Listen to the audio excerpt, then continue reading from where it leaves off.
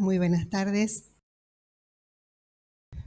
Primeramente, desear unas grandes felicitaciones al área de bioética en su aniversario número 25.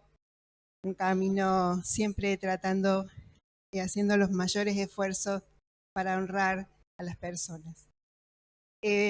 Vamos a dar paso a la mesa denominada Falacia Terapéutica y Ausencia de Transparencia en los ensayos clínicos. Estará a cargo de esta ponencia el doctor Sergio Eduardo Gonoransky, que es médico, especialista, consultor en neurología, es ex miembro y actual consultor del Comité Hospitalario de Ética del Hospital Privado de la Comunidad de Mar del Plata, ex coordinador del Consejo Institucional de Revisión de Estudios de Investigación y ex jefe del Departamento de Investigación del Hospital Privado de la Comunidad de Mar del Plata, ex miembro del Comité de Ética Central de la Provincia de Buenos Aires y miembro de la Junta Ejecutiva de Salud y Fármacos, miembro del capítulo argentino de la Red Bioética y de la Sociedad Argentina de Bioética y Derechos Humanos. Sergio, su mesa. Bueno, ante todo, muy agradecido por la invitación, una verdadera honra. Y para no aburrirlos, entraré compartiendo pantalla.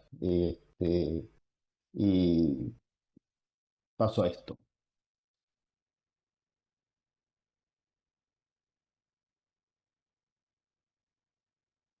Esperemos que no falle. No sé si están viendo la pantalla. ¿La pueden observar? Se ve muy bien, Sergio. Muy bien, perfecto. Mi tema es polémico. Es muy probable que muchas de las cosas que diga no haya acuerdo. Yo mismo muchas de ellas las tengo en evolución y me las cuestiono. Pero cuando me invitaron a dar esta charla, pensé, bueno, voy a los temas en los que vengo pensando últimamente y desde hace un tiempo me genera una situación de crisis. El primero son dos, digamos que son dos temas. El primero es la falta de transparencia o opacidad en los estudios de investigación, especialmente los patrocinados por la industria y sus consecuencias. ¿Y a qué me refiero con eso y qué soluciones se están proponiendo? Y la otra cuestión es el tema del malentendido terapéutico que tienen los pacientes cuando ingresan a los estudios de investigación, y voy a explicar qué es eso y las dificultades para resolver este problema. Este señor, voy a dar algunos ejemplos de cómo la falta de opacidad, la opacidad de los estudios de investigación generan problemas. Este señor se llama Cyril Bird, este caso no está relacionado con industria, es fue presidente de la Sociedad de Psicología de Londres, profesor del Colegio Universitario de Londres, uno de los psicólogos más famosos de Inglaterra durante el transcurso de su vida. De hecho, por este mismo motivo le dieron el título de Sir, y también reconocido a nivel mundial. Este hombre estaba absolutamente convencido, había tenido una cierta relación con Galt, había estado eh, muy influenciado por Galton, el primo de Darwin, que estaba absolutamente seguro de que la inteligencia era hereditaria, y él decía que la inteligencia era innata, que la inteligencia era hereditaria, que la inteligencia era inmodificable, y a tal efecto propuso llevar una investigación que ya la había propuesto Galton antes, buscando gemelos monocigóticos, es decir, gemelos idénticos y gemelos diferentes, grupos de gemelos que habían sido creados juntos y creados separados, tanto homocigóticos como cigóticos, y ver si los disigóticos se parecían, criados separados, se parecían más entre sí que los disigóticos creados separados, es decir, toda una serie de correlaciones y entre ellos y su familia. para demostrar que la inteligencia era hereditaria. Y de hecho publicó trabajos sobre esto y también una medida de cociente intelectual. Como consecuencia de este estudio habría demostrado que la inteligencia hereditaria, se propuso un modelo de evaluación y como era inmodificable a lo largo de la vida, propuso un modelo de evaluación de la inteligencia que se llamó la prueba 11 Plus, que se aplicó en Inglaterra, de hecho, desde mediados del 40 hasta mediados del 70, prácticamente durante 30 años. Y esta prueba llevaba que se le hacía a todos los niños de aproximadamente 11 años y según lo que te diese el test, te mandaban a tres tipos de escuelas. Una escuela que se llamaba Grammar School, que eran escuelas selectivas que te permitían el ingreso a la universidad, escuelas secundarias modernas, que eran escuelas más centradas en aspectos de educación práctica y técnica, y después escuelas exclusivamente técnicas que había dificultades porque no en todos lados las tenían. Entonces el chico a los 11 años prácticamente en Inglaterra se destinaba, ya se decidía qué iba a ser de su vida, si universitario o no, y aproximadamente 150.000 niños por año en Inglaterra fueron sometidos a este tipo de examen y centenares de miles, en algún lugar leí 750.000, pero deben haber sido muchos más, fueron sometidos a este examen 11 Plus, influenciado a partir de los estudios de Silbert y su idea de la inteligencia innata hereditaria e inmodificable. ¿Qué pasó con Cyril Bird? El tema está que un norteamericano, el señor Leon Canning, en uno de los informes que hacía, de los tantos que hizo Cyril Bird, observó que había hecho un estudio en el 55 con 21 parejas de gemelos y había encontrado una correlación de cociente intelectual de 0,771. En el 58 hace otra publicación en lo que ya eleva las parejas más de 30 y la correlación era exactamente la misma, en tres decimales igual 0,771. En el 66 se hace otra publicación, las parejas eran 53 y la correlación seguía siguiendo 0,771. Entonces se le ocurrió a Canning que es imposible que tal coincidencia de correlaciones existan a lo largo de un estudio donde se van elevando el número de parejas y él dijo, esto es un fraude. La realidad es que no se podía acceder a los datos originales, la data no era accesible, ni siquiera las pruebas que habían sido realizadas eran accesibles, y cuando Canning hace la denuncia se le vino el mundo encima, los psicólogos y psicometristas más famosos del mundo, de Estados Unidos lo acusaron de cualquier cosa, y,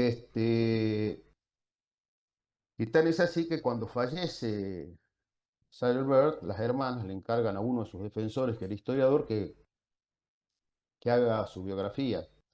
La realidad es que el investigador, historiador, cuando va a hacer la biografía se encuentra que casi no había papeles que avalen los estudios publicados. Las colaboradoras que figuraban en los trabajos como colaboradoras no existían como personas reales, no las pudo ubicar nunca, y se terminó descubriendo que todo esto era un fraude. Y que durante 30 años se aplicó en Inglaterra un estudio que a la data era inaccesible, a la data original, y que determinó un proceso de selección para estudios, ya sea universitarios o no universitarios a la edad de 11 años, basado en un fraude científico. Posiblemente sea uno de los fraudes más importantes de la historia, con ocultamiento de data, eh, y ya demostrado y sus consecuencias. Segundo ejemplo, lo que ustedes ya deben conocer como la crisis de los opioides de Estados Unidos. En Estados Unidos, si ustedes pueden ver acá, en el año del año 1999 al año 2022, un crecimiento brutal de la mortalidad por exceso de consumo de medicamentos opioides, desde la morfina y la heroína hasta medicamentos como la oxicodona, metadona, etc. Este crecimiento a 81.000, dicen algunos, que es lo que determinó que el cartel de Sinaloa, del Chapo Guzmán, famoso, que fue detenido, que antes se dedicaba a la producción de marihuana fundamentalmente y drogas sintéticas sintéticas relacionadas a la cocaína, metanfetamina, etcétera, fue derivando la venta de productos hacia heroína, que era más barata que cualquier medicamento opioide, y posteriormente a la, al fentanilo, que es la crisis actual. En el año 2022, usted ahí está la cifra, 81.000 muertos, 81.000 muertos durante el año en Estados Unidos por exceso de opioides. Eh, la tasa de este aumento de tasa de mortalidad, fíjense ustedes, por cualquier opioide está acá arriba, este es el porcentaje por cada 100.000 habitantes. Fíjense el tremendo crecimiento del fentanilo y opioides importados. El fentanilo entran, Estados Unidos acusa a México y a China, pero la realidad es que si ustedes ven la columna de opiáceos más recetados son opiáceos de origen legal. Ustedes ven que empieza a crecer, los opiáceos legales empiezan a crecer y también empiezan a crecer, y a medida que crece la muerte por opiáceos, empieza posteriormente a crecer la muerte, la heroína, que empieza a crecer en el año 2010 y posteriormente el fentanilo. El primer boom de crecimiento de la crisis esta de los opiáceos se da a partir de opioides de venta legal. El más conocido, aunque no es el único, es la oxicodona, el Oxycontin, la marca comercial, y eran de origen legal. Eh, en el año, eh, este, este es un libro publicado por Patrick Keefe, El Imperio del Dolor, que se dedicó a investigar este tema de la crisis del opiáceo y su historia, y se descubre que todo empieza realmente, aunque no es la única causa, pero juega un rol fundamental en esta crisis, el exceso de consumo de opiáceos para calmar el dolor, de venta legal indicados y recetados por médicos. Hay una película que se las recomiendo, está en Netflix, que según de todo lo que leí, veo la película y está muy bien llevada en cuanto a cómo se dio esta crisis, se llama Medicina Letal, y lo que relata es claramente que primero que hubo una venta, se coimió a un miembro de la FDA, por un lado, para que apruebe la venta de oxicodona como un medicamento de bajo riesgo y a ser recetado por médicos. El, el mayor miedo que cualquier médico sabe que tiene los opiáceos es el riesgo de la dependencia. Bueno, la empresa Purdue Pharma de la familia Sackler eh, planteó una propaganda de que habían logrado con el oxicodona de liberación prolongada un medicamento altamente eficaz para calmar el dolor que no producía adicción, con una calma del dolor de 12 horas. Y lo que antes en Estados Unidos y en todo el mundo se consideraba que debía ser indicado solamente a pacientes terminales y con dolores eh, imposibles de ser tratados, como ser la morfina en pacientes terminales, etcétera, se empezó a tratar pacientes con dolores leves a moderados. Hubo una campaña muy grande, inclusive con las asociaciones de dolor, a considerar que el dolor era un signo vital, tan importante como la presión arterial, y que el médico, especialmente el médico de familia, estaba obligado a tratarlo, que era de mala praxis no tratar el dolor, aún el dolor moderado, y que para ello tenía un medicamento sin riesgo, bajísimo riesgo, que era la oxicodona, el Oxycontin, la marca. Eh, el único trabajo realmente nunca se había investigado, porque ellos decían eso, pero el único trabajo que mostraba, que, que supuestamente mostraba que esta medicación no tenía riesgo, era solo una cartita de pocos renglones, es esta, publicado en New England, donde una persona había dicho que en sus pacientes internados, había visto que no producía adicción. Era todo lo que tenían. No había nada, absolutamente nada de investigación, todo oculto, no se puede acceder a la data, que era una medicación segura. Era esto únicamente lo que demostraba supuestamente la seguridad de la medicación. Eh, Se puede ver esto también en Tope-Sick, que es otra película, creo que no me acuerdo en qué streaming. Yo la pude ver, pero también desde el punto de vista de un médico de familia, cómo se lo envuelve para la venta de este medicamento, que hoy está produciendo una cantidad de muertes que duplica la cantidad de soldados muertos en Vietnam cada año. Es decir, todos los soldados muertos en Vietnam durante toda la guerra de Vietnam, por año mueren hoy por crisis de fentanilo. ¿Qué pasó? Empezaron a producirse estos medicamentos de venta legal. Posteriormente se mostró que era falso, que el efecto duraba 12 horas, realmente el efecto duraba 8 horas. Los pacientes, a medida que tomaban, les calmaba, les hacía tan bien que cada vez fueron tomando más, fueron aumentando la dosis, ellos mismos empezaron a aumentar la cantidad de miligramos que tenía cada cápsula. Y, y esto terminó en que la gente terminó, los jóvenes especialmente, rompiendo las cápsulas, drogándose con oxicodona y terminaron, y de la oxicodona pasaron a la heroína, que era más barata que el propio fármaco, y la gente hacía cola, cómo el laboratorio promovió eh, este tratamiento. Es muy interesante, está en el libro, pero se puede ver también en estas películas que les recomiendo, que me parece que trata muy bien lo que es hoy un drama tremendo en Estados Unidos.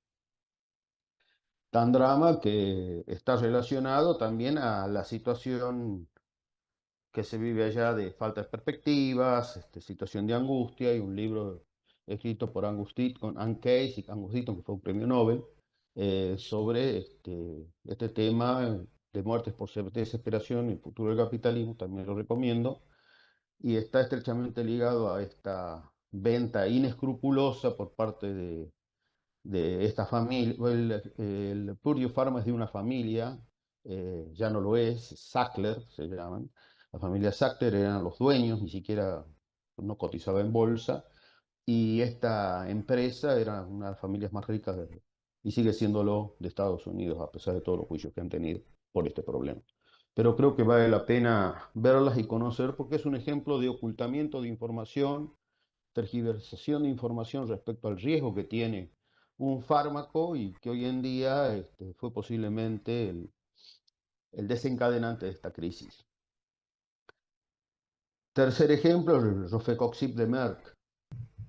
El laboratorio Merck saca en el año 99, hay publicaciones en el año 2000 en New England, un medicamento que se llama el Rofecoxib, que el eje del medicamento, de la propaganda y de los resultados era que producía menos hemorragia digestiva, ideal para la gente con artritis reumatoidea, y producía menos, es un inhibidor de la COX-2, no sé si todos los que están acá, supongo que muchos no son médicos, no importa, un analgésico que produciría menos hemorragia digestiva que el naproxeno, y así es como se largó en su propaganda. Un médico de la FDA, Graham, en el año 98 había adelantado que este medicamento, por la información que recibía, parecía producir más, por un mecanismo determinado, más riesgo de infarto agudo de miocardio. De hecho, en el propio New England del año 2000, da a entender que hay menos infartos entre los pacientes que toman naproxeno que los que toman rofecoxib, pero las diferencias no eran estadísticamente significativas y lo atribuían a otros mecanismos. Y la realidad es que el laboratorio Merck se demostró que en el año 2001 ya sabía de los riesgos de la enfermedad y llevó unos años y recién fue retirado de la venta en el año 2004. Ocultamiento de información por parte del laboratorio, inaccesibilidad a información por parte de quienes hacen evaluaciones, que son independientes, excepto este profesional que estaba en la FDA, que fue perseguido, inclusive tuvo que pedir protección para el Congreso de Estados Unidos, temía por su vida, película, supongo que un día van a hacer una película sobre esto. Se calcula que en Estados Unidos se produjeron de 88 a 139 mil infartos agudos de miocardio, y se calcula alrededor de 40.000 muertos a 50.000 muertos por este producto, hasta que fue retirado del mercado. Facturó Merck 10.000 millones y la multa a Merck fue de 2.500, nadie fue preso. Un ejemplo también de ocultamiento de información, que lo que pasa lo que pasó en psiquiatría con los inhibidores de recaptación de serotonina. Eh, David Healy, un psiquiatra de Estados Unidos, él era speaker, daba conferencias a favor de estos medicamentos, lo contratan en Estados Unidos a partir de una persona que tomando inhibidores, uno de estos antidepresivos, se termina suicidando, la esposa cree que fue el medicamento, dice no, se suicidó porque estaba deprimido, pudo acceder a la data original y bueno, la cuestión es así. eh, Realmente hoy se sabe que los inhibidores de captación de serotonina pueden producir infa- eh, tendencia al suicidio. eh, y lo que ocurre es esto, si ustedes logran ver, no sé si se ve mi, mi Sí, sí, puntero, se ve bien, a se ve. a la derecha se ve, esto es lo que pasaba. David Healy, cuando lo invitan a hacer el autor del trabajo, cuando lo invitaron la esposa de este hombre que se suicidó, una gente de mucho dinero, un hombre que había sido condecorado por Bush como una especie de ciudadano ilustre, y poco tiempo después se suicida, ella lo contrata, él puede acceder él daba charlas a favor de estos productos, pero él puede acceder a la data original. Cuando accede a la data original de, me parece que en este caso era la paroxetina, eh, resulta que él encuentra esto, que en el screening, estos puntitos rojos son la etapa investigación, los pacientes hay una etapa que están solo con placebo, no toman medicamento, no, perdón, no están en una etapa sin medicación, es esta, las primeras tres puntitos rojos, y después se randomizaba. ¿Qué pasaba? Se veía que había más suicidios en la rama tratamiento, que es la de la izquierda, que en la que está acá al medio, que es la rama placebo.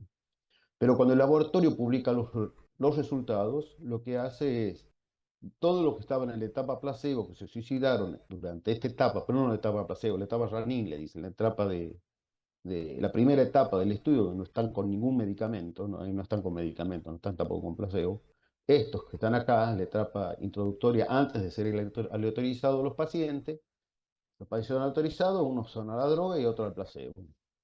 Y acá, estos que habían muerto acá, los mandaron en la evaluación, cuando fueron a hacer la evaluación estadística, los pusieron como si habían muerto en esta etapa. Claro, en este caso subestimando el efecto suicidio que podía tener la droga. Esto es lo que ocurrió y a partir de ahí David Healy empieza toda una campaña para, que después lo voy a mostrar, que es la importancia del acceso a la data, dada la opacidad la falta de transparencia de la información a la que nos tienen sometido la investigación de la industria.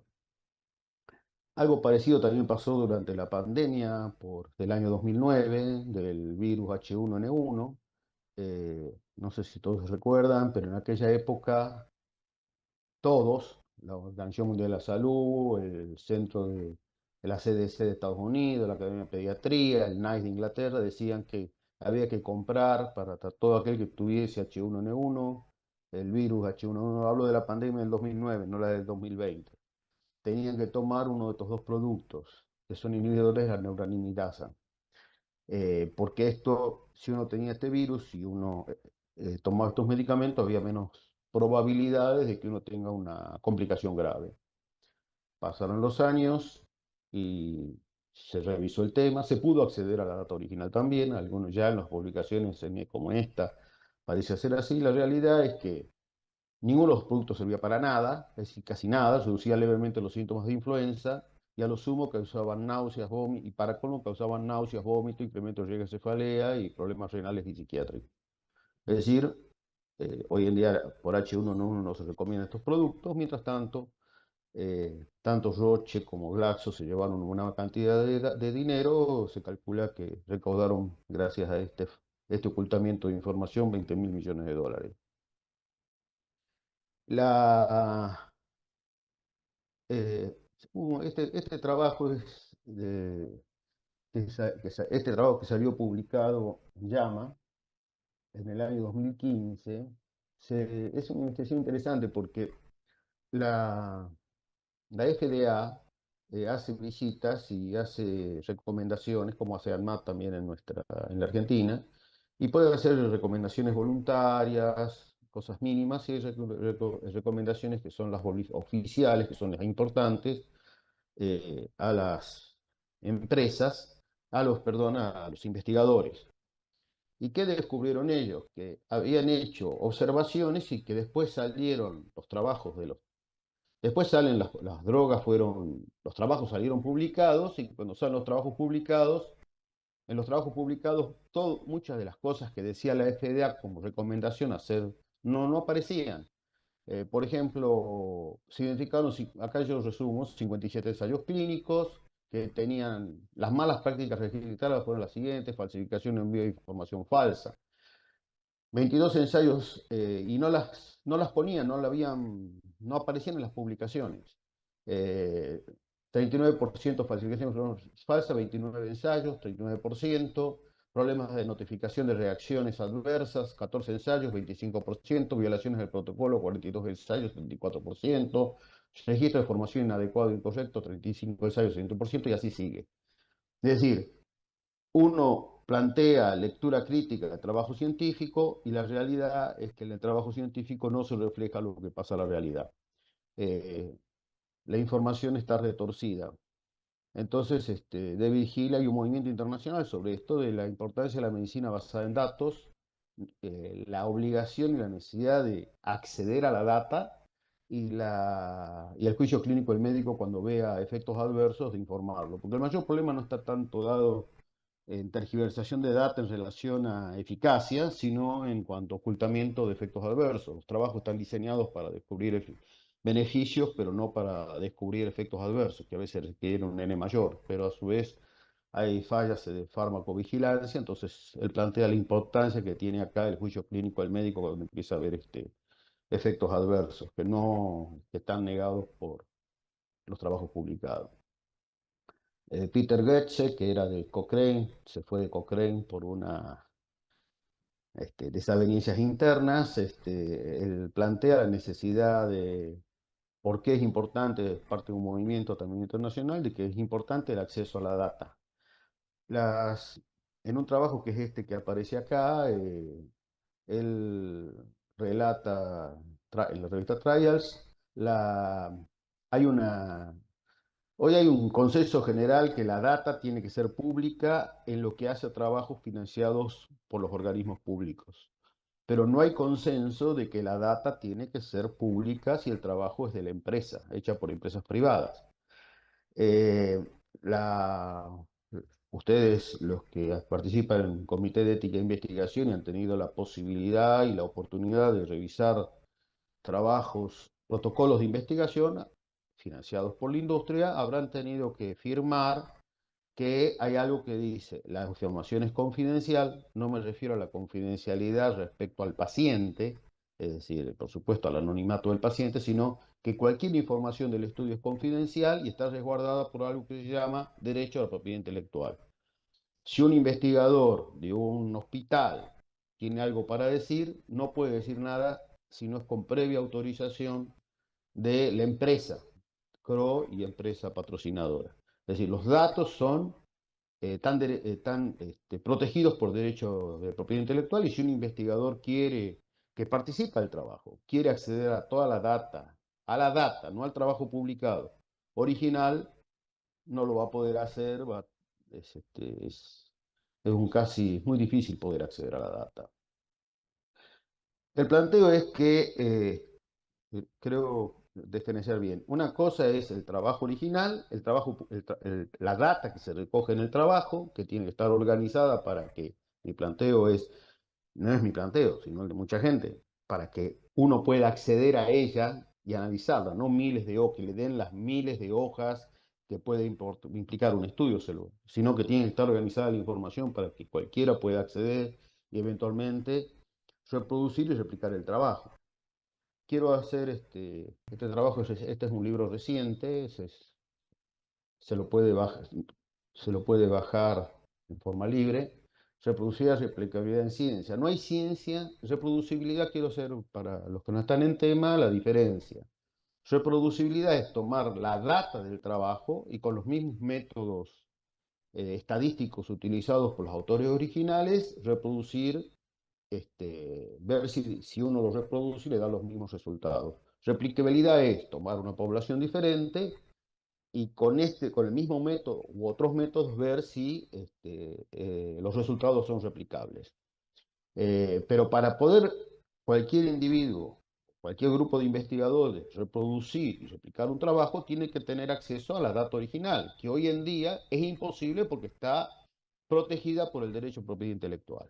¿Quién accede a la data original? La FDA puede acceder, pero es la información que hay, más allá de que es un organismo en gran medida corrupto, no lo digo yo, lo dice Marcia Angel y se ha demostrado recientemente con esta droga para el Alzheimer, adenocumab, este, que hay, y cuando vean, si alguien ve si ven la película esta con los psicodonas, van a ver cómo hay una cosa que se llama la puerta giratoria, los funcionarios de la FDA salen y van a trabajar para la industria, o trabajan para la industria y se meten en la FDA, no solo la FDA, también en la EMA y denuncia sobre esto, la Agencia Europea de Medicamentos, y gente que decide hoy está trabajando en la EMA, en la Agencia Europea de Medicamentos, y mañana está trabajando para un laboratorio importante, como ha pasado en la EMA. Lo denuncia Peter Gotze y creo que también Peter Gotze lo denuncia todo esto, esta situación. Entonces, hoy no hay posibilidad de reproducir y replicar los datos científicos sin acceso a la data. Y si no hay acceso a la data y no hay transparencia, por lo tanto no hay ciencia. Entonces, lo que yo estoy diciendo es que lo que nosotros vemos en New England, en Lancet, etcétera, eh, es una forma elaborada de propaganda médica, pero no mientras no tengamos acceso a la data, no yo, sino gente capacitada, más capacitada que yo seguramente, para acceder a la data y poder organizar y ver si el estudio realmente es reproducible y replicable. No todo el mundo está de acuerdo, hay gente que dice de que eso generaría investigadores parásitos que tomarían la data para hacer otros trabajos, sin hacer ellos nada, sin hacer el trabajo de campo, pero yo creo que eso es un problema menor al lado de la importancia de que el pueblo y la gente esté realmente segura de que los remedios que está tomando son seguros, más allá de que sean eficaces. Entonces, la publicación de los resultados que está planteado en el SINCI es que no deben ponerse a disposición pública solamente los resultados analizados por la industria, sino también los datos crudos para que otros puedan eventualmente analizarlos. Esto está en el SINCI. No voy a leer el artículo 36, no lo voy a leer ahora. Simplemente digo que cuando valoramos una investigación, una cuestión no menor es la publicación pública de los resultados y la data cruda del estudio realizado. Si no hay esto y nosotros estamos aprobando protocolos de investigación en los cuales estamos aceptando de que la data original está protegida por derecho de propiedad intelectual y que el derecho de propiedad intelectual está por encima del derecho al acceso público a la información que no le pertenece al laboratorio, sino que le pertenece a los pacientes, y que eso no afecta en nada la economía del laboratorio, porque ahí no está cómo se produjo la droga, ni los aspectos técnicos de producción del medicamento.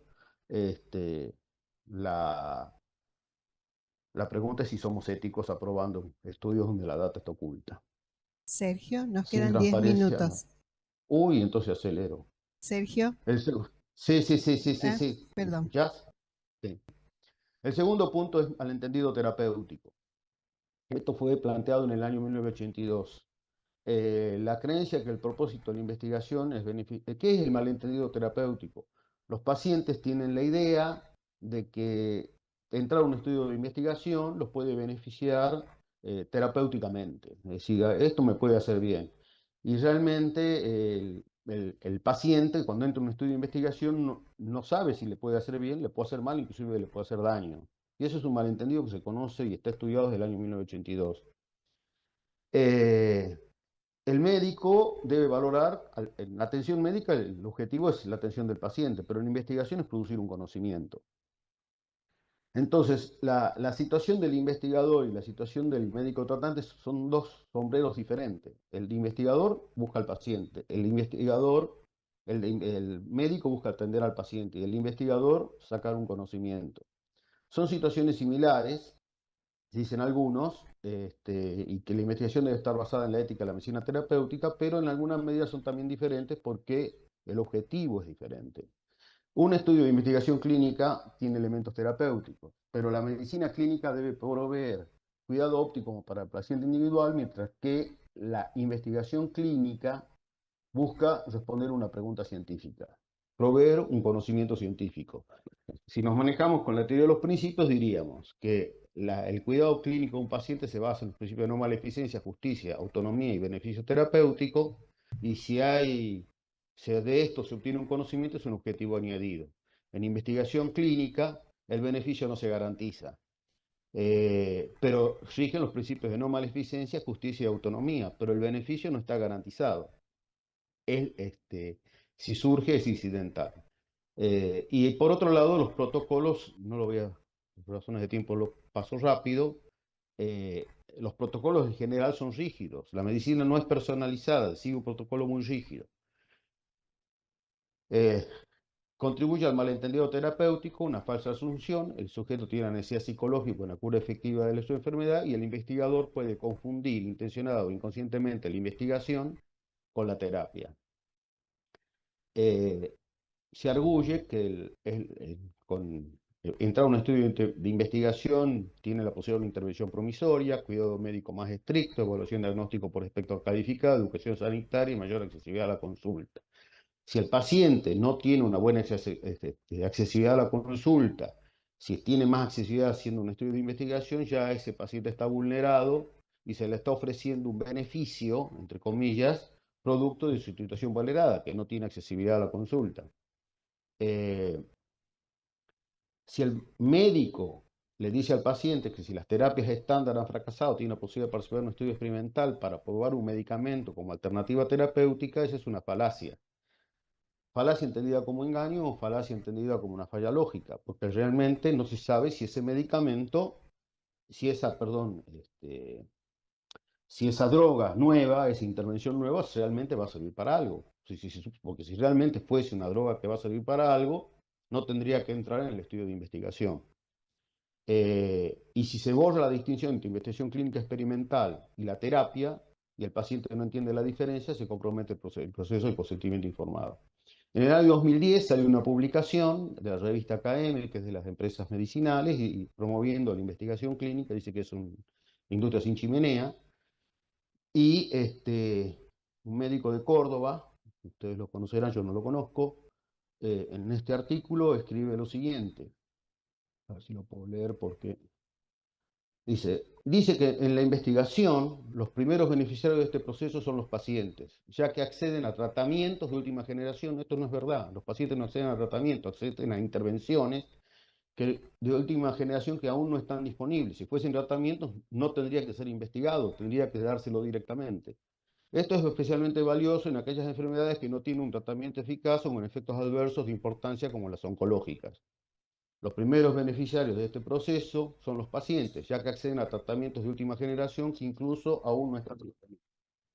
Esto es especialmente valioso en aquellas enfermedades que no tienen un tratamiento eficaz o con efectos adversos de importancia como las oncológicas. Esto es una falacia, porque si realmente, o lo llaman algunos desorientación terapéutica o por parte del investigador, eh, porque si fuese así, este, esta innovación, esta droga en investigación no es un tratamiento. Puede resultar o no resultar.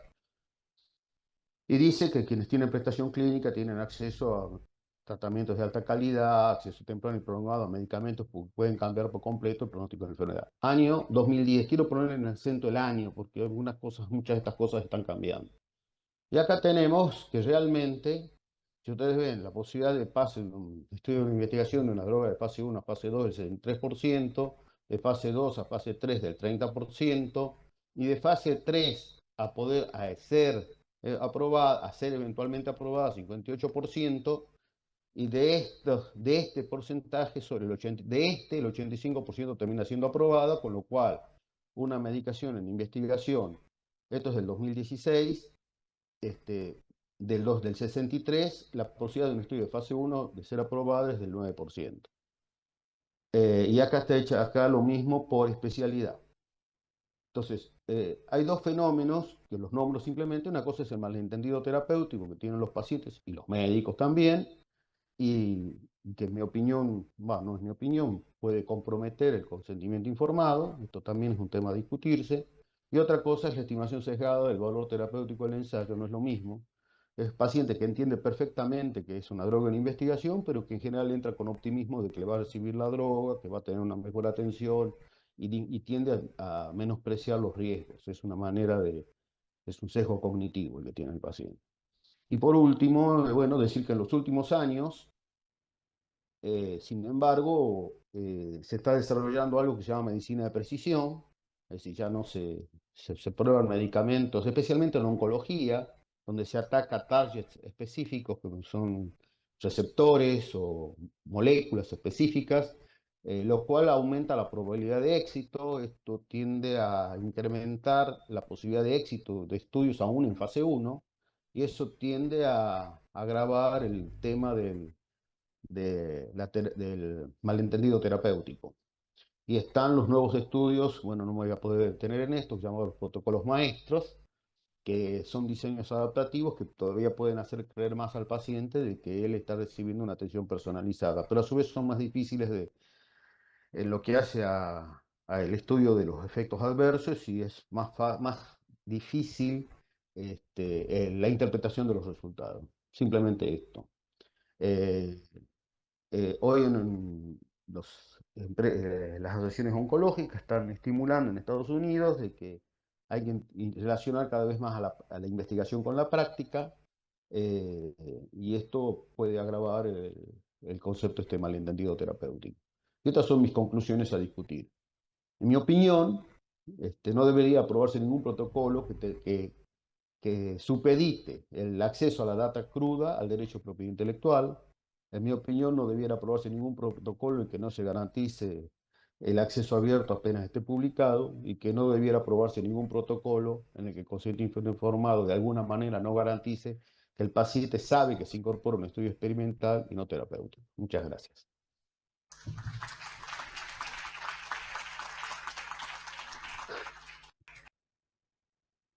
Sergio, como empezamos un poquito más tarde, de la organización nos dice que si usted quiere explayarse en algún punto en particular, tenemos unos minutos más a su disposición. Bueno, esperen un segundo. Sí, eh, otro tema en el que eh, bueno, esperen que lo tengo acá agregado, pero por si surgía en la discusión. Eh, es un tema que yo lo llamo la bionética, la ética en el tema de la red. Es el tema de acceso a la información. El- la- los datos tienen que ser públicos, pero ¿cómo accedemos todos a los datos? Y si un médico hoy, alguien dedicado a la salud, se, se quiere acceder a un artículo científico y poder analizarlo, lo publicado, ya no digo ya la data que está oculta, eh, salvo que esté en una universidad, que esté suscrito, que pertenezca, que tenga relación a una red de bibliotecas, hoy tiene que pagar aproximadamente 30 a 40 dólares por acceder a un artículo. Entonces, el acceso a las publicaciones hoy hay un peaje, si uno se pone a pensar en la publicación, entre el acceso de quien necesita leer el artículo y el investigador que quiere que sus resultados sean leídos. El investigador científico eh, logra mayor éxito científico en la medida en que sus trabajos son leídos. Y, en la, y, el, y por otro lado, está del otro lado quien necesita leerlo a servir, porque el paciente necesita que el médico, su médico o el profesional de la salud tratante esté lo mejor informado posible. No puede acceder al dato porque en el medio hay algo que se llama la editorial. La editorial, que hoy en día prácticamente no tiene gastos, muy poco gasto la editorial. La editorial tiene el referato del editorial, el comité revisor de trabajo editorial le trabaja gratis. Todos los que han participado en algún referato saben de que en un comité revisor de una revista, los investigadores, los científicos participan de la revisión de los trabajos en forma absolutamente gratuita. Es decir, ¿por qué? Por el honor que le da, el prestigio que le da el participar de esto. Muchas veces el investigador que quiere publicar el trabajo para ir a la revista tiene que pagar a la revista para que le publiquen el trabajo, por ejemplo, cuando hay fotografías. Y por el otro lado tenemos la gente que para acceder tiene que pagar. Entonces en el medio tenemos el editorial cobrando un peaje, sin producir nada. Y no solo cobra un peaje, sino que se hace dueña del trabajo, porque cuando el investigador quiere publicar el trabajo, tiene que ceder el derecho de copyright, el derecho de autor a la revista. Es increíble que, por ejemplo, nuestros investigadores del CONICET son valorados por cómo ya no es solo en medicina, son valorados por si publican en revistas de mayor o menor impacto. Quien paga la investigación es el CONICET o eventualmente algún organismo internacional si el investigador tiene una subvención. Eh, el derecho, el dinero, lo pone un X persona. El investigador, el CONICET, por ejemplo, te obliga a publicar, porque si no publicas morís. Manda el trabajo a la revista, entrega el derecho de propiedad intelectual, él quiere que lo lea mucha gente, muchas veces debe pagarle a la revista para que le publique el trabajo, algunas cosas, fotografías, etcétera, y revistas inclusive. Y la revista cobra por el trabajo que hace un chico de 15 años, que es convertir un Word a PDF, ya ni hace falta 15 años tenerlo, y poder ponerlo en publicación y el resperato que le trabaja gratis. Este tipo de peaje yo lo llamo infofeudalismo, y yo digo que en la red debiera existir, hay una palabra, bioética, que no de Hackerman y de alguna gente que está en la eh, gente que está en el tema de la ética de la red. Ética de la red se le dice ética, las últimas palabras, ética, y yo creo que habría que generar un movimiento de bioética para el acceso y la circulación libre, el open access, como se dice, de la información científica, la publicada y a la data original. Simplemente terminar ahí y dar lugar a la discusión, porque es muy fuerte. Mi planteo, yo en este momento me estoy negando a participar en evaluación de trabajos de investigación donde está planteado el derecho a propiedad intelectual, porque aprobé muchos trabajos de ese tipo y me doy cuenta de que de alguna manera estoy siendo cómplice del ocultamiento de información por parte de la industria. Nada más y dar lugar al debate.